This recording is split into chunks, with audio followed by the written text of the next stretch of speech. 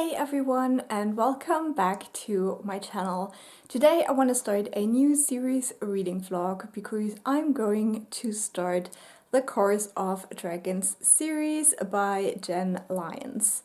Now this is a 5-book series, and knowing myself, I do talk quite a lot in my videos.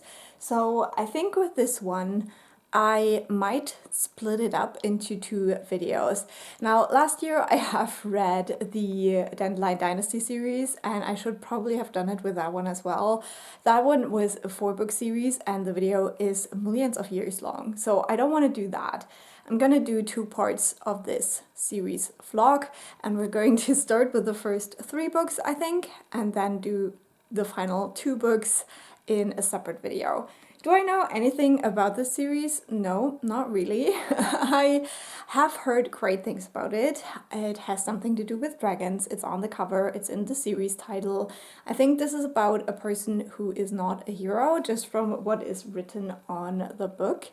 But really, I have no idea. I think this is about 2 people who are in prison and they meet and tell each other a story, but they kind of tell it in different ways, something like that. So it is supposed to have a very unique writing style, and I'm definitely intrigued to see how I like that. It is also quite heavy, so I'm a bit worried about reading it later in the bath, but we'll see about that. The way this works is that I will always update you when I'm halfway through a book and then when I have finished a book. So that way we will progress through the series together, and you will get like my initial thoughts and also final thoughts on these individual books. There will be spoiler parts and spoiler-free parts. I will mark them in the chapters so it is easy for you to jump over the spoilers if you haven't read the series or not completed the series yet.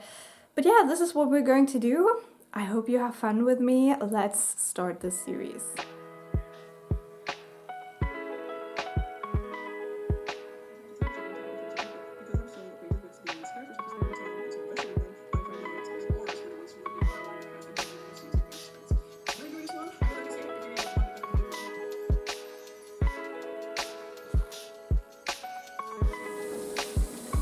So I am now a little bit more than halfway through Ruin of Kings. I am 300 pages in, and I think it is time to give you a quick update.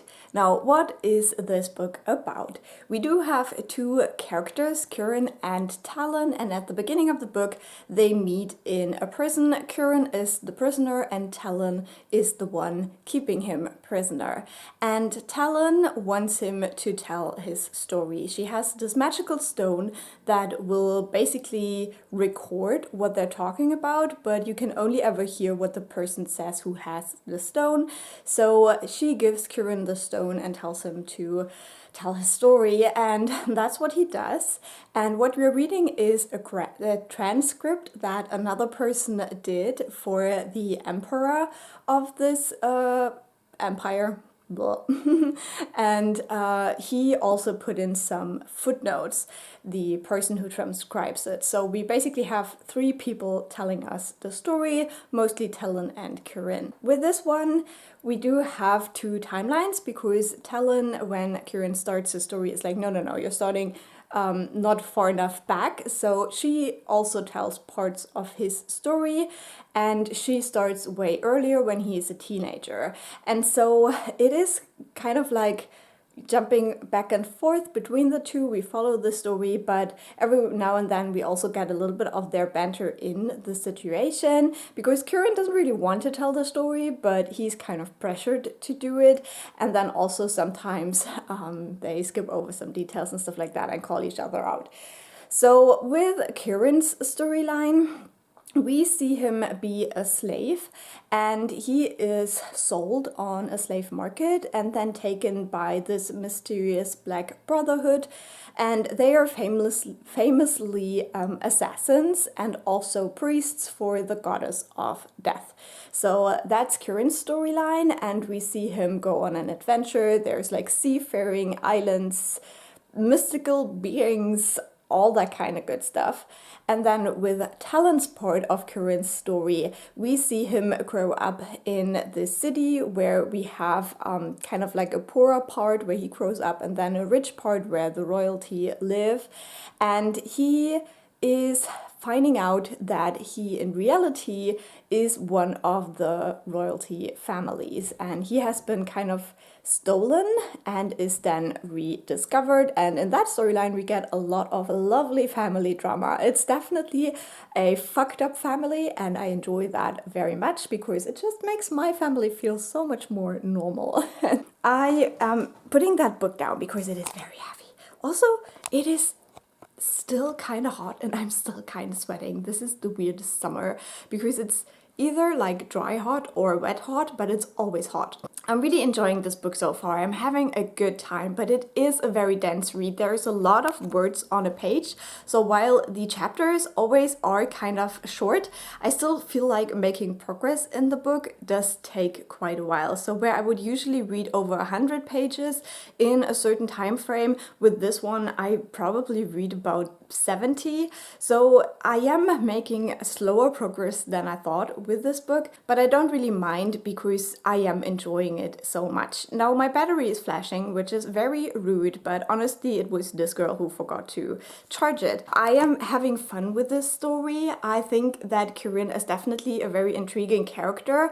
I would recommend not reading too much on the back of the book, even though it's not all correct. It still sets up expectations that I think if you don't have them going into the story, it might be a little bit more fun. I think right now I'm definitely living for the family drama side of things because I want to know how these like royalty families work, what their deal is, why this family is so fucked up.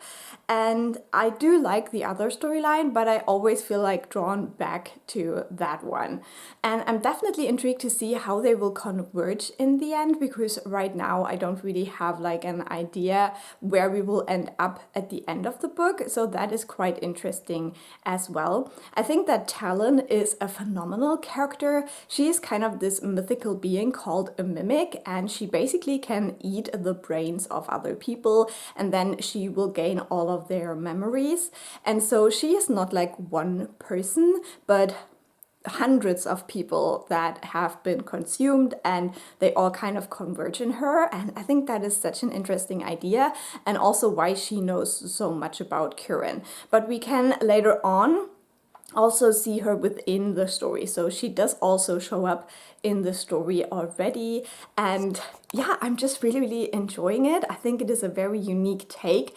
I really like that we got some action quite early on. So at the beginning I definitely enjoyed Corinne's storyline with all of the like being a slave, having your soul taken away and stuff like that. I enjoyed that in the beginning more. Now I'm enjoying the like political intrigue in his family and Talon's story a little bit more. But yeah, I am so intrigued to read the rest of this book, and I'll update you once I have finished it.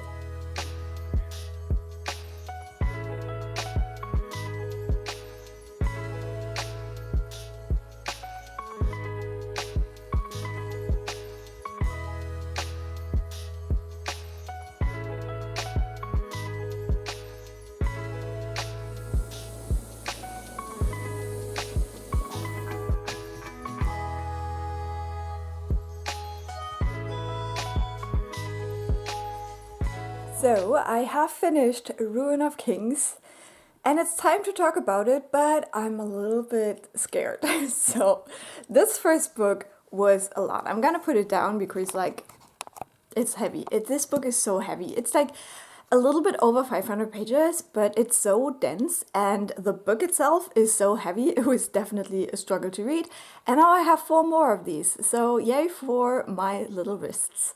But this book was really good. I'm kind of debating between a 4 and a 4.5 star rating because I really enjoyed this book, and I think that the ending was really explosive. You definitely know some things that you can expect from the ending just because of the way the story is told. There's so much you can't really see coming, or like I at least did not. So that was definitely very exciting, and it was very hard to put the book down last night, and I immediately picked it up this morning and read it before work. So definitely an amazing ending, and that is the thing, that if a book has a good ending, it usually sways me to a more positive rating. And I did enjoy the book throughout, but it is very dense. It's definitely a more difficult read, and I don't know if right now was the correct time for me to read it. Now, I would also say that this probably is a great book to reread because there's just so much to understand, and because these characters don't tend to stay in their bodies and they don't tend to stay dead. It is like so hard to keep track of everything. In the back there is a family tree. Now I would say do not look at it before you've read the book because it kind of spoils things. So I did not do that because I was like, I want to find these things out. At the same time, I don't think you will understand the family tree until you've read the book, because of what I just said. So it is definitely very interesting and a lot to keep track of, and I think it would really benefit like if you reread it, because yeah, you just see more of the connections, you understand more of who each character is, because it is quite convoluted. And so I kind of applaud the author for coming up with this like intricate net of things, and at the same time I still think it could have been explained a little bit better in some of the sequences, just so it's not so much a chore to keep track of everything. So it is a little bit of a mixed feeling there. I think it is very cool to come up with something like that, but then it is definitely a challenge to tell a story where this really makes sense. So I'm not saying that there's like plot holes or anything, but just that I think sometimes it could have been explained a little bit more clearly, just so you can really pick up on all on the nuance and really understand what's going on here. And I think with a lot of this book, I was just going along. I was just like, okay, I'm just gonna accept that and we're just going to move on. And I don't have an issue with that, but that's very specific. You know, some people like it, some people don't like it. So this might not be a good book for you if you just don't like that. If you want to understand everything when reading it the first time, I think this might not be a great book for you. But I didn't really mind that so much, and I also don't mind not understanding like every single detail of it. And so I will definitely go ahead and read the sequel very soon, because with this, like if I start to forget anything, I will probably be quite lost. I think what is also holding me back from giving it more than a 4-star rating is that I have missed working with themes in this book. Now, a big theme in this is slavery and enslaving people and making people do things they don't want to do, because there's this like magical way of enslaving people. It's something like geish. There is a pronunciation guide in the back. I think it is funny because one of the words that is not in the pronunciation guide is the main character's name, so thanks for that. But yeah, the gauge works in a way that basically a bit of your soul is stolen into an object, and whoever holds the object can tell you what to do, and if you don't do it, you die. So with that, you have this like very fundamental form of enslavement, because these people literally can only choose to do it or die. And we have quite a few characters who are like major players in this book that are gauged, and so this is like something that we see plot-wise, but I think it is not quite dealt with in a way that I would require to call it really a theme. That we see that this being not able to like choose your own actions, that this is something that our main character especially has to struggle with, but like in many senses. But yeah, it wasn't satisfying to me. I didn't feel like it was dealt with in a way that was really satisfying for me. So I think just because of that, because if I think of like fantasy books that I absolutely adore, something like The Grace of Kings, for example, it just has such great themes while also having great characters and a complex plot and stuff like that. So I felt like in this one, this was a little bit missing for me, and maybe that will be more in the future books. I'm not saying that every fantasy book has to deal with something very like philosophical or amazing themes wise, but it's definitely something I very much enjoy. And so when I feel like it's not really there and it's more like just adventure, just going on a ride with these characters and just figuring stuff out, it's still good. It's still good, but it's not a 5-star. You know what I mean?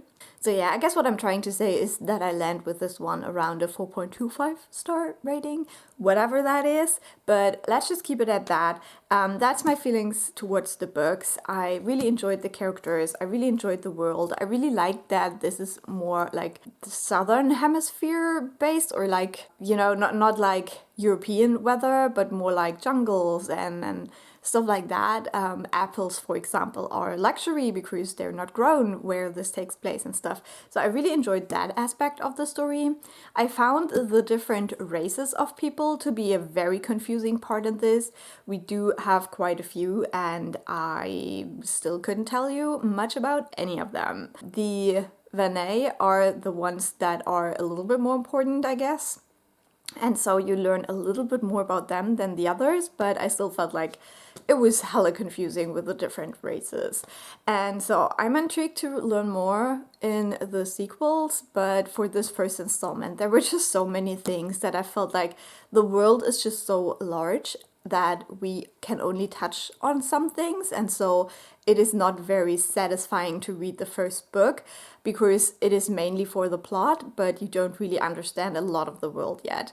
And that's also something that I'm not like the biggest fan of. I really like to understand the world quite well after the first book. For example, with the Ninth Reign, I think you really get a good grasp on the world, but there's still more to explore.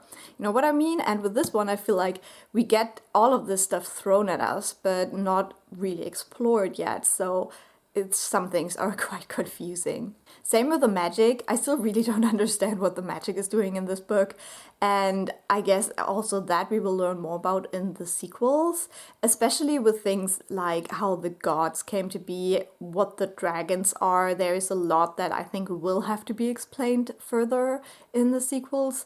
But right now, I don't even understand like the basics of the magic. Because, yeah, the way our character learns the magic is very hidden from us. It doesn't really make a lot of sense. So, yeah, I don't know. I think it is a 4-star. The more I talk about it, I talk myself into it being a 4-star. So, that's my thoughts on the first book. I think I want to go into a couple of spoilers, but there's so much going on in this book that I don't really know where to start. So if you haven't read this book, please skip ahead with the chapters to my spoiler-free review of the second book.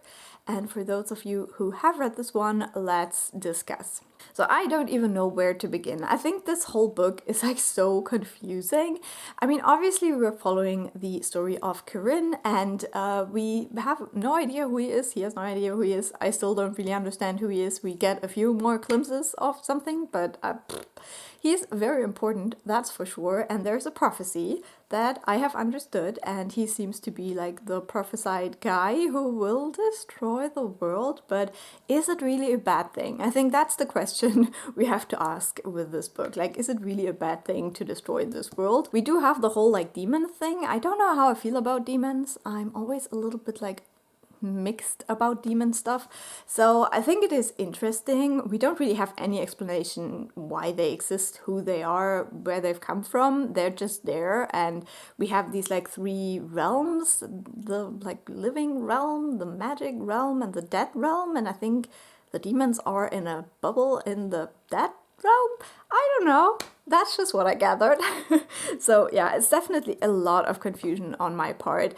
I really enjoyed the like plot lines of this book. I think that there was always something going on. Like we do have the whole like slavery thing, then getting on the ship and going to the island and the dragon, which was quite exciting. And on the other hand, we have the whole family drama with the Dumont, which I really enjoy. Like, I really enjoy good family drama and like backstabbing people and stuff. So I really like that part. And then we go into the ending where like everything kind of starts to hit off. But I'm still like a little bit unsure about the whole like, let's just go and fight the evil guy, even though he doesn't start fighting us kind of thing.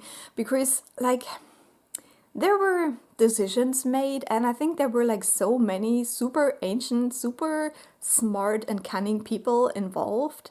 And they were all like, yeah, that's a good idea. Let's give the evil guy exactly what he wants. I don't know, like that didn't really make a lot of sense to me personally. But yeah, I still really enjoyed it. I think there are things that really worked for me. The character of Talon. I love Talon. Talon is my favorite. And the way it leaves off with her, where we have no idea what happened to her, I don't really love that. But I hope we see her again because I'm not ready to let go of Talon. She's such a fascinating character because she is this like big cynic. She changes sides so much that I got whiplash in this book, but she also seems to anticipate things. So, for example, she's the one who gets Kirin sent away to be enslaved and gauged, and so I was really unsure about how much she knew of what was to come, so that made sense to do, because like we see later that it definitely helped with things, to say the least. So yeah, I'm really intrigued to see more of Talon. She is amazing. I think so manipulative, and I like it. It's very entertaining. It's not a person I would like to meet in real life, but it's very entertaining to read about for me. And yeah, Kirin is fine. Like, he's fine. I don't have like particular feelings towards him. And sometimes he just seems a little bit clueless and young, because he is like in his like teens for a large part of the book. You can definitely see that, and he's like this like adventurous guy. I really liked his dynamic with Galen. I don't know how to say his name, but yeah, he's dead too now, so no more of that, I guess. So yeah, it's definitely intriguing, and I was always entertained reading this book, but it still is a lot. And in the middle of the book we have this like interesting flashback where he basically goes back to see these Vanay people fight with each other, and them swapping like bodies and stuff, so he understands what the Stone of Shackles actually does. And that was interesting. I still don't really understand everything about that, just because also I have no idea what the Vanay are doing right now. Like, are they completely... I don't know. I don't know. So I guess we will probably see more of that with Lady Mia, I don't know, who is not that. Who's not that anymore, because her gaze was lifted. So now she can be her queen's self again, which was also interesting to see. So yeah, there's just so much going on. There is so much going on in this book. And a lot of it, honestly, as I said, I was just going with the flow. I was like, yeah, I'm fine with it. Let's do this. One thing I really loved, really loved, is that Tai got to be the Empress in the end. Like, I really loved that. And I love also how it went, because basically she was just left in there and then came back alive. And so she was the only one alive, and so she won. So it's really funny to me. But I'm also very interested to see what an Empress Tai is going to do in the future, because she was definitely one of my favorite characters. The moment when she dies the first time, and then Thane, I don't know how to say it, is like, yeah, you failed the test, you can't come back to life. And then she's basically like, haha, just kidding. I don't know. That was just, yeah, I really felt that. Like, I really love Tai as a character. I'm intrigued to read more, but I don't feel like I can say a lot about this. Like, obviously, some of these characters are so disgusting and despicable, and you would expect that from a fantasy, that you have like really disgusting villains, and I think this worked really well in this book. But we lost some of them as well. They're like really dead now, so I'm intrigued to see how this will unfold, basically. I loved the ending that Corinne is then leaving with Star and Scandal, the like slave and the horse. And yeah, I'm intrigued to see what happens next. I'm really intrigued to see what happens next. But I need Talon to show up again. I need her. I need her so much. Like, you can't even imagine. I also like the like gauged like person who writes, what's his name? Turvishar? I don't know how to say it. I could look it up. I do have a pronunciation guide. Let's see whether he's in there. In fact, he's also not in there. What is this? I do not understand the logic of this pronunciation guide if all the important characters are not in there, but whatever. Yeah, I liked his character. I really liked his like snarky remarks, and I am intrigued to see what happens with him now that he's not gauged anymore. So yeah, there's a lot to come, and I'm ready for it. And so that's just where I'll leave off with this, to be honest, because I'm more confusion than anything else, but I really enjoyed the experience, and we're gonna read the second book now.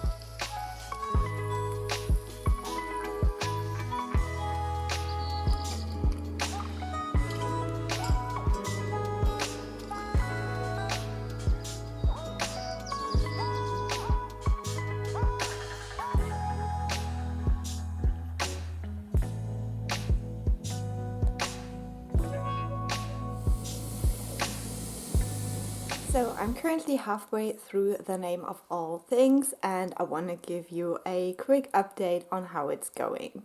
Now today I had to go to the vet with the cat for the first time, and it was very, very stressful. We survived everything worked out beautifully, but still it was a lot of stress. So if I'm a little bit incoherent, that's why.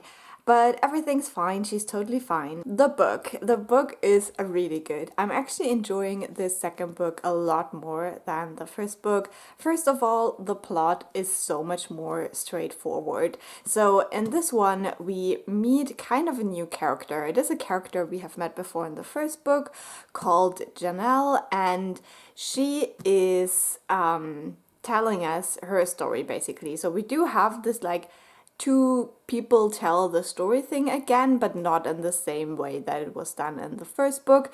And again, we do have a person who puts in footnotes with their like opinions while doing this transcript, and again, it is a different person from the first book.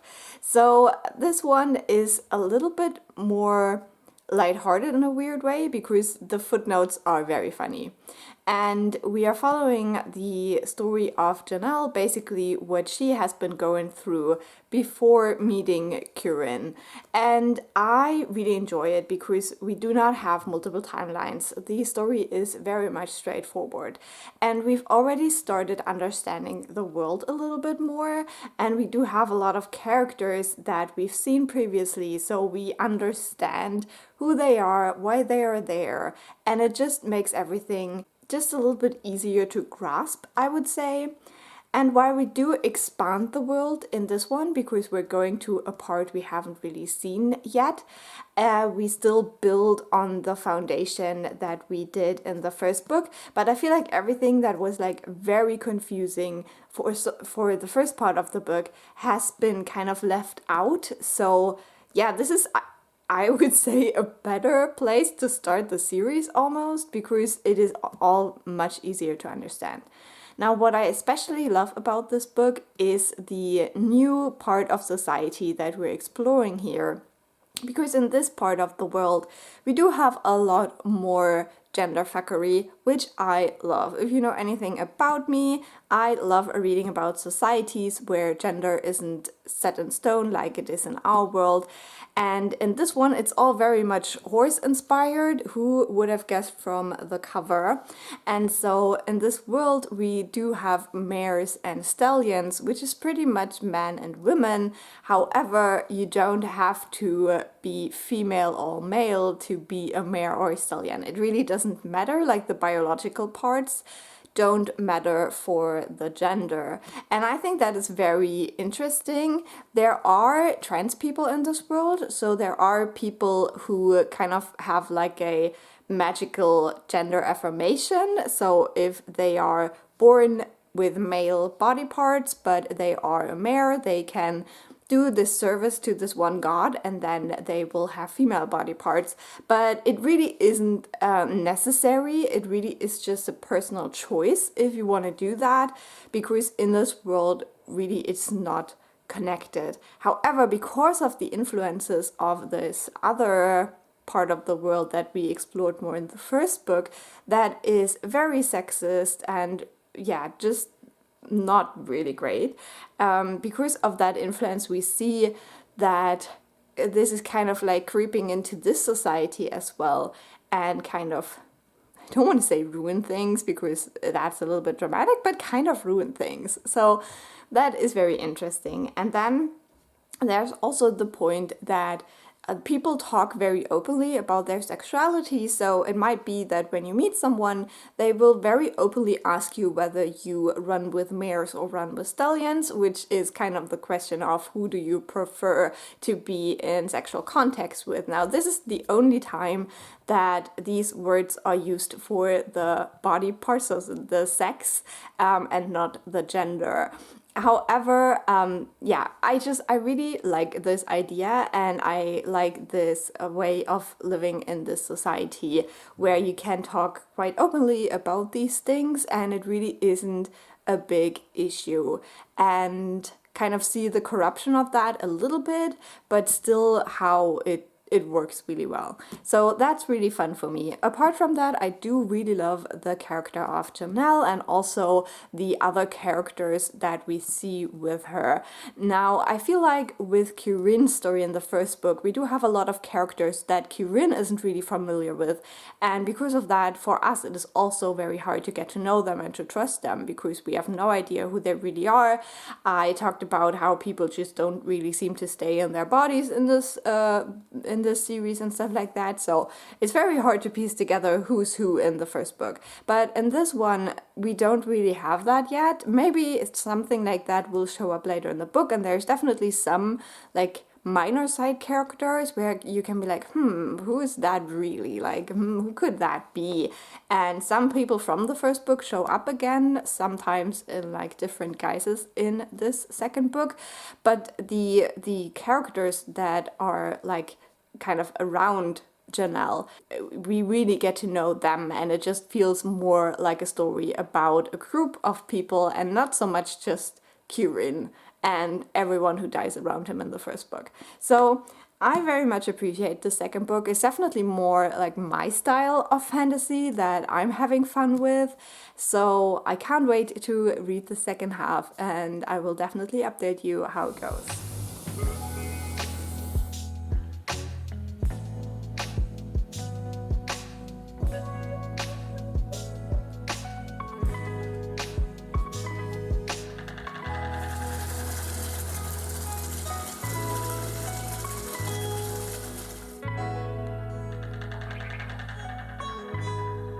So I am back and I finished reading The Name of All Things, and I finished reading it last night.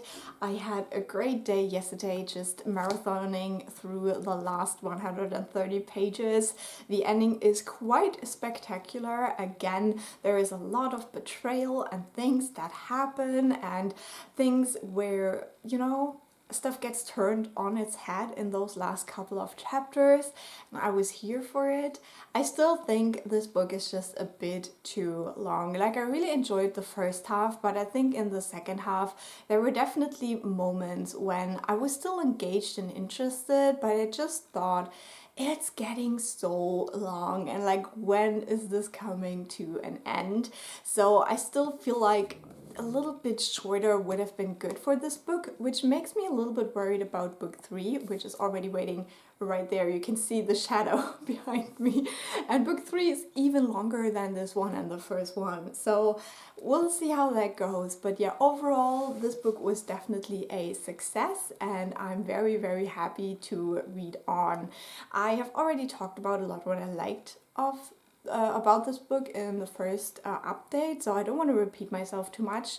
In the second half of the book, we do get a little bit of a different perspective. I talked a lot about the society we see in the first half of the book that I very much enjoyed because it is so queer normative. In the second half, we see a different society, which is very different from that. So it was definitely a bit harder to read the way especially women were treated in this other society where we enter with our characters. But then we also again get more of this like magical aspect. Our characters get sucked into more of the lore and the magical artifacts and stuff like that. So we do learn more about the world again, which I just come to realize is a little bit too convoluted for my taste. I had things that happen at the end of this book that still have me confused because I just realized I still don't quite understand the like magical intricacies, these like artifacts called the cornerstones, like what they really are.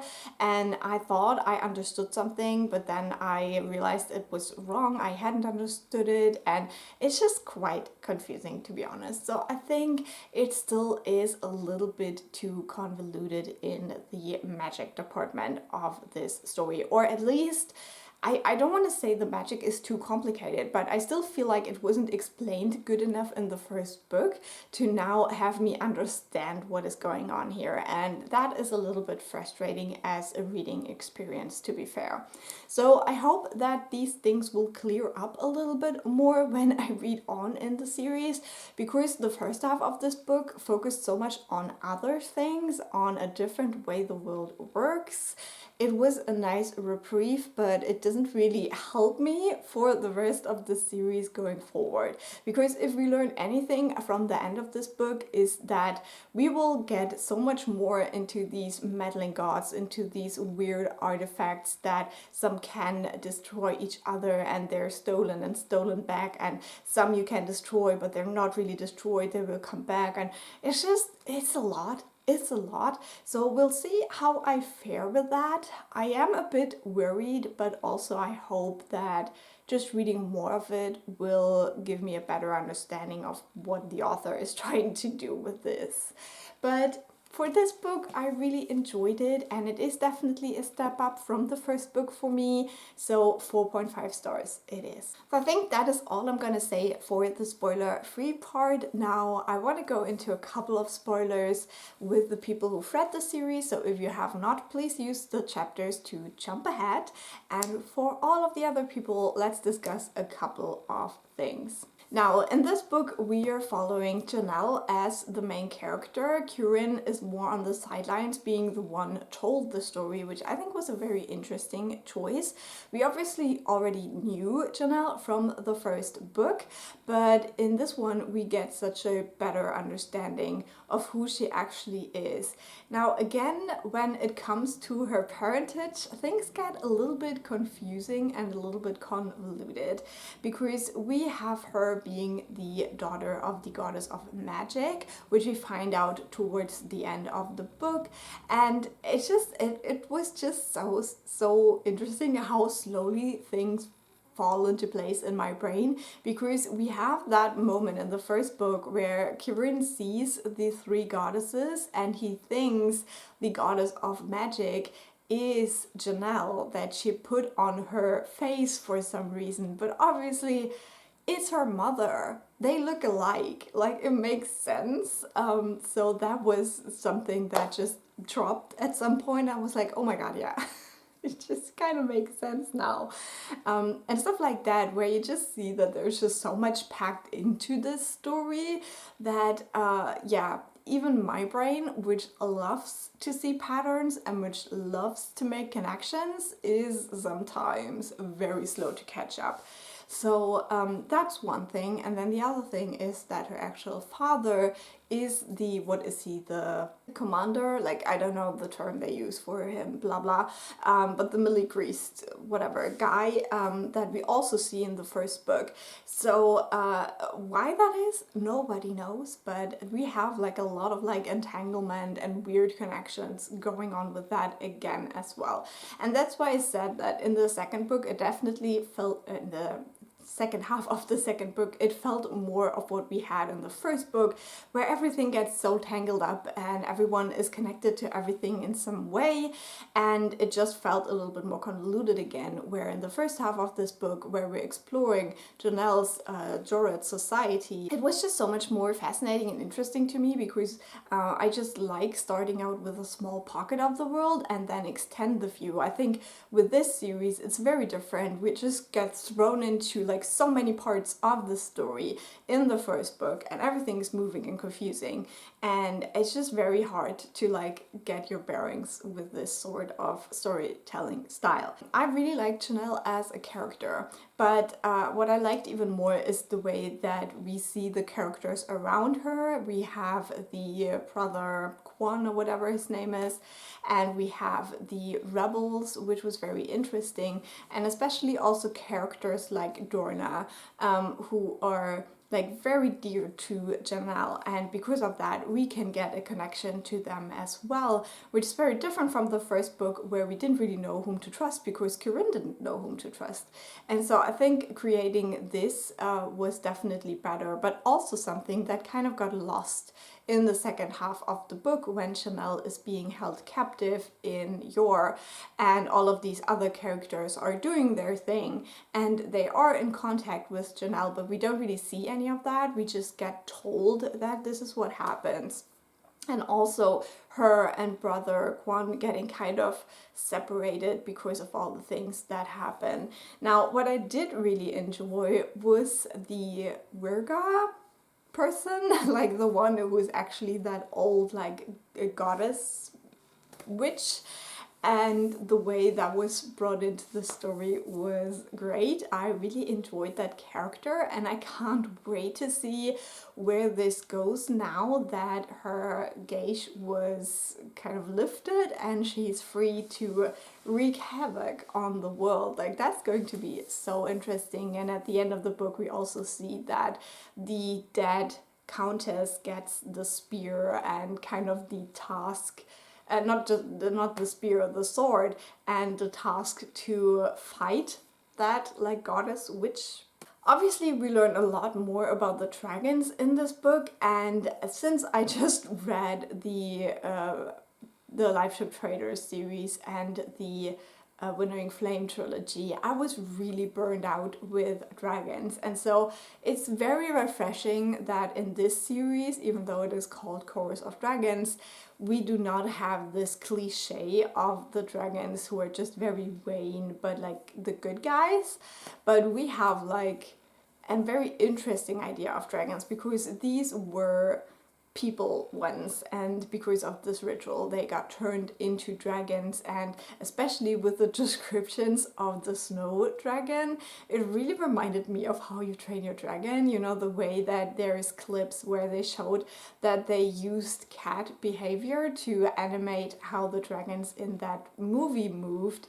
And talking about cats, my cat just entered, so if anything happens, it's not my fault. And just, yeah, there's this scene where they describe this snow dragon just playing in the snow, and it just really reminded me of that. So I just, oh, my heart went out to her a little bit. So I'm very interested to see whether they will actually figure out a way to kind of not destroy the dragons, because that's very much what we try to do in the second half of this book. We want to kill dragons, and because we know that they were people, and because of this like description, I just feel like maybe there's more in here for us to like not kill them, but maybe change them in a different way. Like, if they were created by magic, maybe they can be unmade too, or just like returned back to something that doesn't threaten the lives of thousands of people.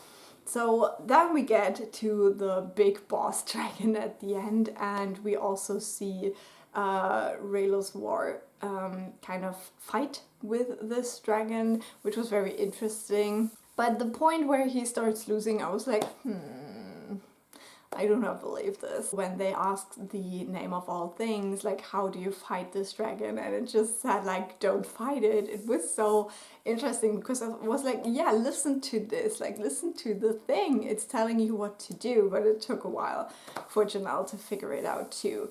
Now, the whole thing with them destroying this like other artifact instead of what they thought, or instead of the cornerstone, because they thought that artifact was the cornerstone, that just got so much over my head again, because who put it there? Why is it there? Why is like destroying one of these things enough to wake up that like whole demony thing that at some point was Kirin? I don't know. So I think we will see much more about that in the future.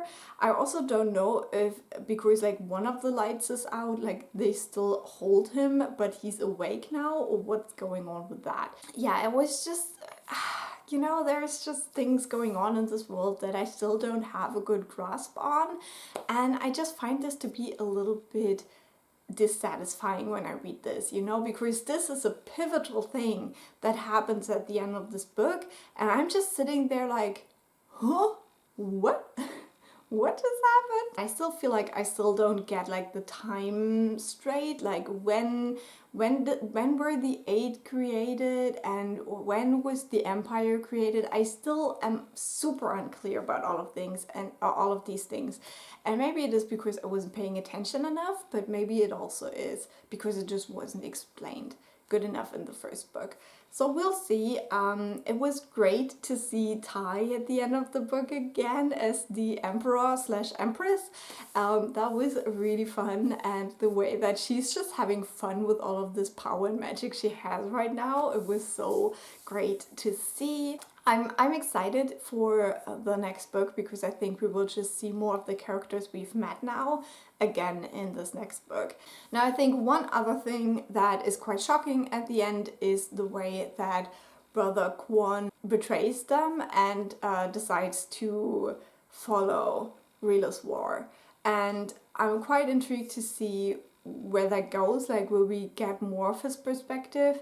I think with the way this is written, I just have a little bit of a harder time with it in this book. I think it made a lot of sense in the first book, but with this one, we do get the transcript written by Sanera, and I just don't really see why she writes it. Like, she's writing it to Rayla's war, and I'm just like, why though? Like, why does he need it? I'm not quite sure about that. That was a bit weird because obviously if Brother Kwon then is on his side, he could have told him all of that. So why did he need it all written down like that by Sanera? But I loved her, I have to say that. I was really missing Talon from the first book, and I was like waiting for her to show up because we have a lot of the characters that were kind of her people in the first book show up in this one and the second half of the second book, and I was like, where is Talon? I want to see her. But we did not get any of that, unfortunately. But I did really love Sanera, and I'm definitely intrigued to see where her storyline goes. I think she's a very, very interesting character. She's very snarky in the way she comments on things, and it just made me laugh a couple of times. But then also, yeah, just the things she does. She's obviously not a good character, like a good person, but she is a very interesting character that I can definitely see going into lots of different places. So we'll see where she goes in the end and what her development is. But I very much enjoyed seeing her. I think she's my favorite character from the whole book. There is so much going on in the series. I don't want to blabber on for hours, but this is just a quick overview of some of my thoughts. I really enjoyed the Dorothee's society. I think it was so interesting to get a glimpse into that, and the way they view gender and sexuality was amazing. We already had a little bit of that in the first book, where we saw the like island people who were also very open with their sexualities. And so I'm intrigued to see where that goes, because we do have this like like very different view coming from the Empire and places like Yor. So there is also a battle about like how you view women, how you view sexual and gender minorities, and it's just very interesting to read. So I will go into the third book now, which will be the last book we discuss in this vlog, and I'll let you know how it goes when I'm halfway through.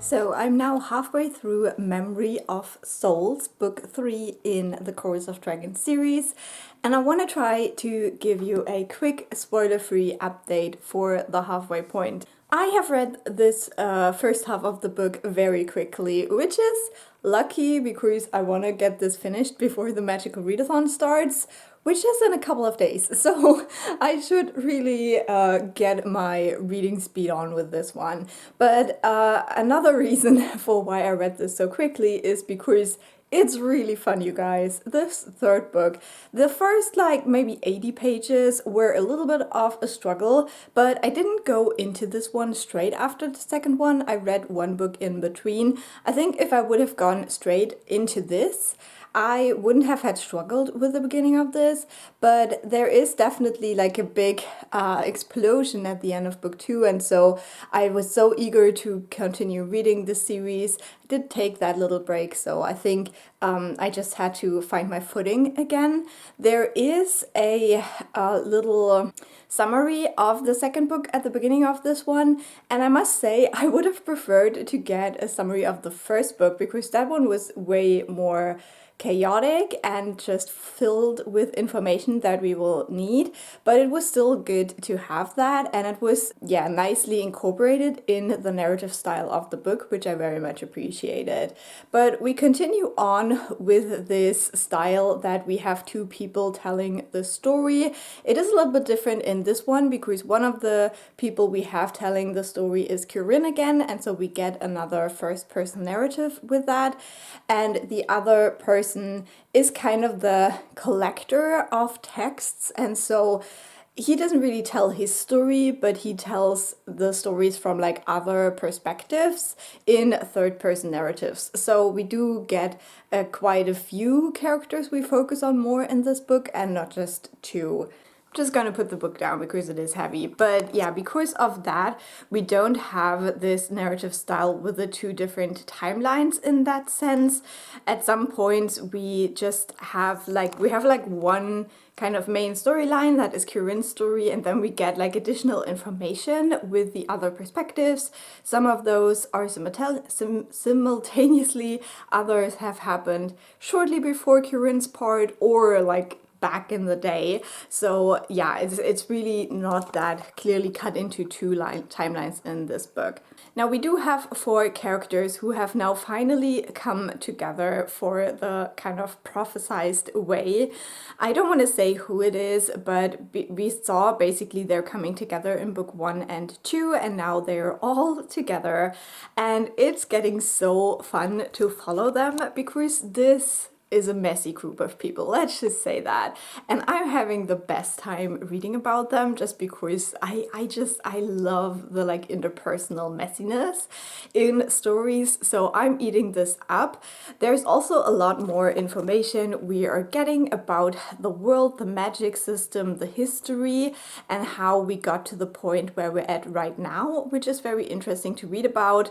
And again, as with the first book, we do have a lot of like characters who have been around for a long time or have been revived, or their souls have been like re-emerged in a new body, stuff like that.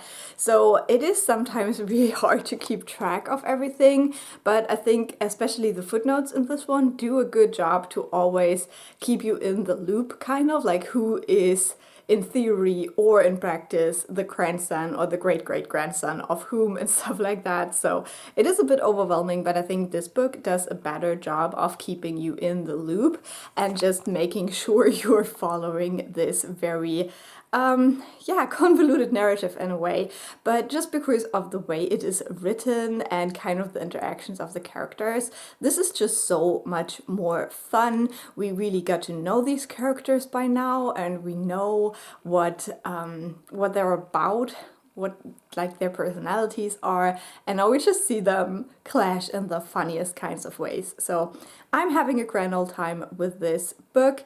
I think for the action, there's definitely still always something going on, but it does feel a little bit, not meandering, I think that's the wrong word, but just like unfocused in a way, because our characters have been sent on the quest that was very ridiculous from the start, and so it was clear that it would fail, and now they're just kind of like trying to get out of that situation. So it doesn't have like this like very strict, this is our goal, this is the way we go kind of plot, which usually I prefer. But as I said, with the messiness of the characters also comes kind of this like unfocused plot, and I'm fine with it. So we'll see how that develops in the second half of the book, and I will let you know how it goes.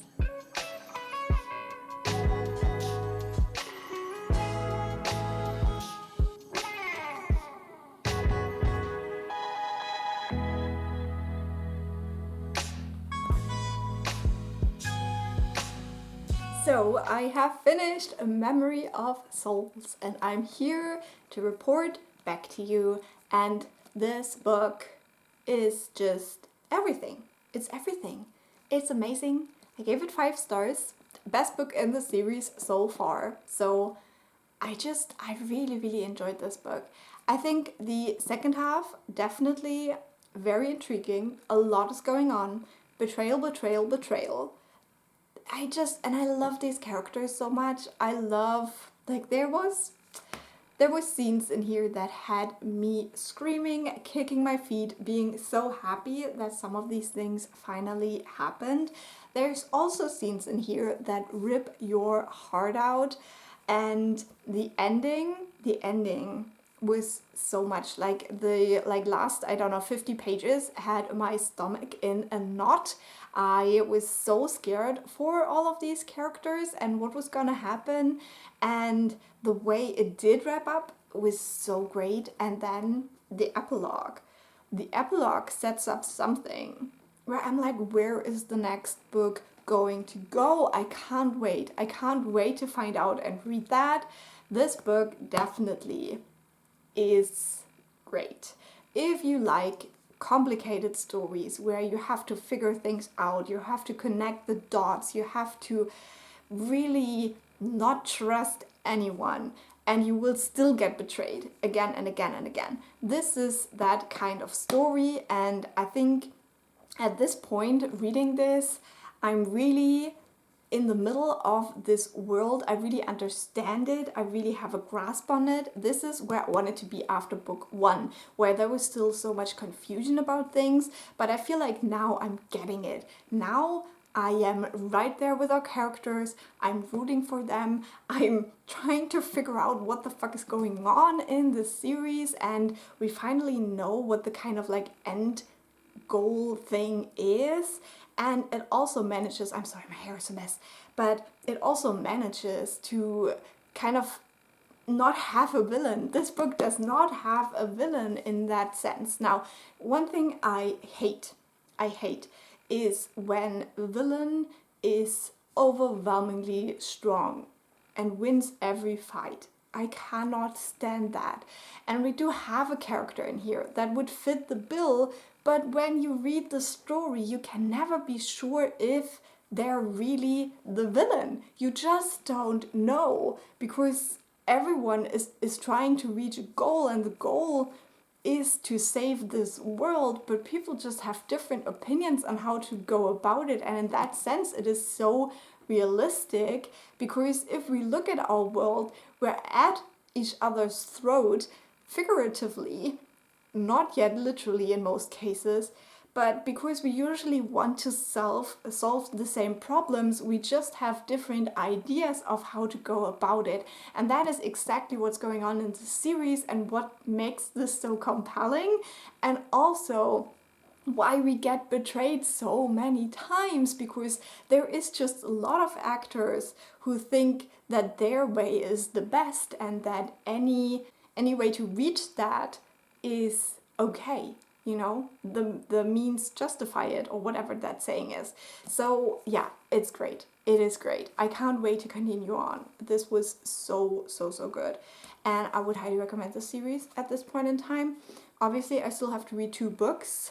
We'll talk about those in the next part of the vlog, so we will finish this one off right here. But I want to go into a couple of spoilers. So if you have not read this glorious book yet, then please leave the video now. Thank you so much for watching. I really appreciate you being here, and leave a like or a nice comment. Do you want to pick this series up now? I would love to know. But if you have read this book, I think there is things we need to talk about. So just get ready for the spoilers up ahead. I'm gonna put the book down now, even though I could use it to hide my horrible sweaty hair right now, but we need to talk. So first of all, I think my favorite moment of this book is the moment that Curin and Terath finally kiss. Can we just say that? It was such a moment. We've been waiting for this for almost 3 books. Yeah, that was great. And I think the way this is set up right now to become a, what do you call that, a throuple? Is that what you call it in English? Yeah, you know I'm here for that. You know I'm here for the poly love, and the way that this is tugging at our heartstrings with the way that fate is seeming to go for these characters. I'm eating it up. I often say I'm not a romance person. I don't really love like rom-coms or romance novels, but sometimes relationships really get me, and it's when they're not just romantic, but they are layered. And the relationships between all of these characters, they are layered, and I'm here for it. So I love Janelle in this book. I think she goes through a lot with these characters, with these 2 boys who are stumbling around a lot with her, and then she gets like possessed by Sulis. I still don't know how I feel about that. I mean, it is obviously one of the most shocking moments when we find out that Xel'Terath is Sulis. So just in the future, kind of, because demons have a different concept of time, there is still this like big question of what these demons actually are, because they seem to be coming from that different world through that, whatever they call it. They don't call it a raft. What do they call it? I don't know. But like that thing where the demons come through, and we still don't really know what they are and what they're doing there, so I hope we explore that a little bit more. And then also with the other races, they're also not from this world, they also came from somewhere else, so that's quite intriguing.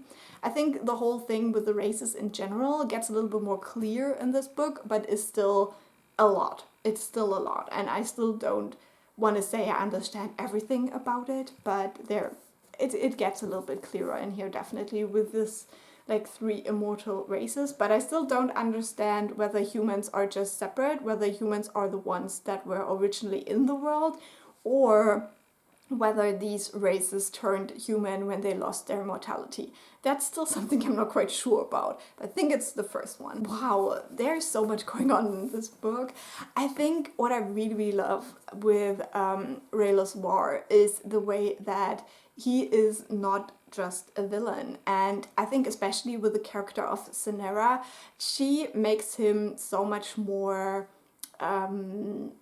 she humanizes him, and she makes him someone to follow, and we see her struggles, we see the way that she perceives the world, and we know that she's not a bad person. And Thurvishar, I hope that's how you say it, talks about that quite a lot, and also reminds her of that she's not a bad person, that she might have done bad things, but she's not a bad person. And I love her so much. So I think that just makes Riddle's War such a interesting, compelling character, because you can see that he is flawed and he has made huge mistakes, but maybe also he didn't. Maybe he just has a plan and nobody understands it yet. So there's just so much going on with that I don't hate that every book ends with him getting his way. And I love how it plays with that as well, how they're like, you always get your way, and he's like, yeah, seems that way to me. And yeah, I don't know, I just, usually that's a trope I hate. Like if that happens in any other book where the villain wins every single time, I just get so frustrated, but in this one it just works. Then we have the betrayal of Athena, the goddess of death, and that is so interesting as well. And I really did not see her dying. I must confess that I really did not think she would die. I think she would be that kind of opposite end of things to Rayla's War for the next book as well. But then Tareth is just there and he's like, I'm just gonna kill my mom. This is okay. So I'm very intrigued to see whether these 4 gods that have now died, whether they will really stay dead.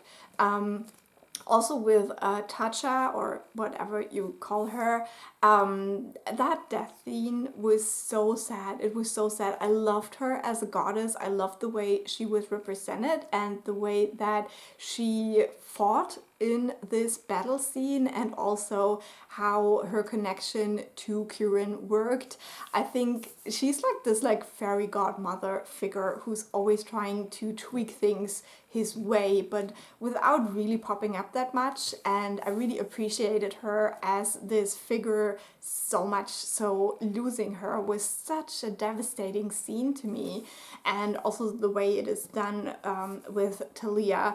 And yeah, it's great. Like there's so much going on in this world. I loved how we explored the Manol jungle situation, the way their houses work and their holy places and their parliament and all of that. I think yeah, it's very elven coded, so I'm eating that up. I love it.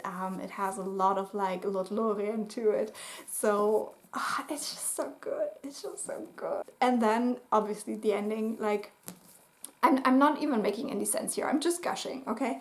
But the ending, can we talk about that ending where Talon, and we haven't even talked about Talon yet, but I love her so much. But Talon kills Kirin because he wants her to, and now he's a ghost. I can't wait for book 4. I can't wait. I need to know. And the idea that we will probably see so much more of Talon in the 4th book, because she will literally be Kirin. I cannot wait. I love her so much. Talon is literally my favorite character. Whenever she shows up in any scene at all, I'm squealing, I'm shouting. She is my ducky. I love her so much. And even though she wasn't in a lot of this, she was in the background a lot, doing things on her own that we don't see. But I need more. I need more Talon, and I think she is such an interesting player in this, because she adds a level of chaos that I adore. Not in real life though, but in books. In books it is glorious.